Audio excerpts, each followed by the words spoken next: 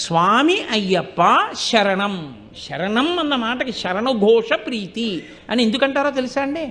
శరణం అంటే ఏమిటంటే, మిమ్మల్ని పాడు చేస్తున్నటువంటి శత్రువులేవో మీరు తెలుసుకుని, ఈ శత్రువుల్ని నేను మట్టు పెట్టలేను అని మీరు యథార్థంగా ఒప్పేసుకోవడాన్ని శరణాగతి అంటారు.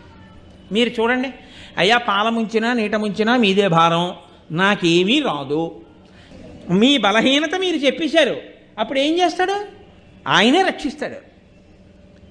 ఈశ్వరుడు మిమ్మల్ని బాగా తనకి దగ్గరగా జరగడానికి అవకాశం ఇవ్వడానికి పంచేంద్రియాలు ఇచ్చాడు.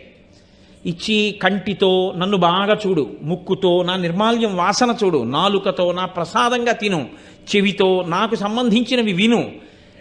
ఇప్పుడు వచ్చిన పెద్ద సమస్య ఏంటంటే అవే శత్రువులు అయ్యాయి. చూడకూడనివన్నీ ఇది చూస్తుంది, వినకూడనివన్నీ ఇది వింటుంది. అంటే దీనికి స్వాతంత్రం